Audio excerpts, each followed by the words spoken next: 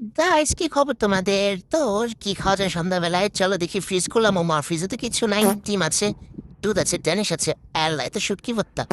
তো যাই হোক, দুইটা ডিম নিয়ে নেই, দেখা যাক কি বানায়। আর আমার কাছে ব্রেডও আছে।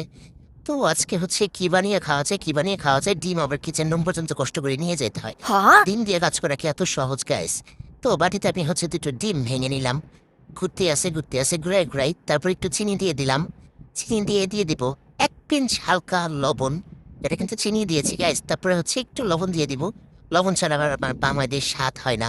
তারপরে দিয়ে দিব ফার্স্ট ক্লার্কে একটু ভ্যানিলা এসেন্স। ভ্যানিলা না দিলে বা ডিমের কাঁচা গন্ধ তো থেকে যায় গাইস। তোমরা কি ভাবছো আমি কি বানাবো? পুডিং না কি বানানো যায় বলো তো? দেখো কি বানাই আমি। দুটো ডিম দিয়ে দিলাম হচ্ছে দুধ, একদম মন মতো ঢেলে দিয়ে দিব। যতটুকু ইচ্ছা সবটুকু দিয়ে দিব। এই দিব এখন ঘাটা নেই, সবকিছু মিশতে হবে তো। কারণ হচ্ছে চিনি দিয়েছি, চিনি না করলে কিন্তু রেসিপিটা হবে না গাইস। তোমরা জানো খুবই সিম্পল একটা রেসিপি দেখাবো আমি। যে কোনো সময় যে কোনো কেউ করে খেতে পারবে গাইস। তারপরে এই তো অনেকক্ষণ পর্যন্ত যে কাটাকাটি করলাম। এই তো আমার কাছে আছে যে অল টাইমের ব্রেড, স্যান্ডউইচ ব্রেড এটা গাইস। তো দুই পাশে একদম চুবু করে এটা হচ্ছে আমি দিয়ে দিলাম। তারপরে আমি আবার চুলায় একটা তাওয়াও দিয়েছি, তাওয়ার মধ্যে আবার গরম তেল দিছি। তো তারপরে ব্রেডটা দিয়ে এপাশ ওপাশ করে সুন্দর করে স্প্যাচুলা দিয়ে চাপ দিয়ে তারপরে এই তো গাছ ভাইচা নেব। ওরে সুন্দর হয়েছে, এত মজা হবে এটা খেতে, এত সুন্দর কালার গাইস দেখো। তারপরে একইভাবে আবার আরেকটা নিয়ে নিলাম।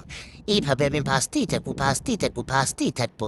দেখো গাইস, আমি আরেকটা দিয়ে এটা উল্টায় নিছি, উল্টায় পাল্টে এই পাশে ওই পাশে খয়েরি করে মানে বাদামি করে, আই মিন ব্রাউন কালার করে হচ্ছে ভেজে নিতে হবে গাইস। এই তুই শালা উঠে না কেন? এই শালা উঠ, উল্টা এই উল্টাইছে, এই তো উল্টাইছে। এই শালা উল্টাইতেছিল না গাইস।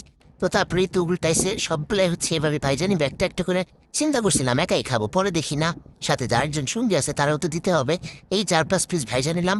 তারপর এখন কি দিয়ে খাওয়া যায় তাই করতেছিলাম, চিন্তা করলাম একটু মধু দিয়েও খাওয়া যায়, ক্রিম দিয়েও খাওয়া যায়, ড্যানিশ দুধ দিয়েও খাওয়া যায়। যাই হোক, এটা এমনি খাইতে অনেক মজা গাইস। এটা এমনি অনেক মজা। একটু ঘুরাই ভিডিও করলাম আর কি। তো তারপরে চিন্তা করলাম একটু কফি বানাই খালে, এটা খালি কেমনে হয়। এই যে দুধ দিয়ে দিলাম, আর দুধ দিয়ে ক্যামেরা তুললে এই যে ধোয়াটা উঠে। তো তারপরে এই যে ক্যাপুচিনো বানিয়ে নেবো গাইস, কিসপিচিনো। তো আমার মেশিন দিয়ে হচ্ছে গোটা দিলাম অল্প একটু দুধ দিয়ে, কফি দিয়ে, প্যাকেটের কফি দিয়ে সব একবারে দিয়ে একটু গোটা দিলাম। তারপরে এই দেখো আমি পাতিলের মধ্যে দুধের ফেনা বানাইতেছি গাইস।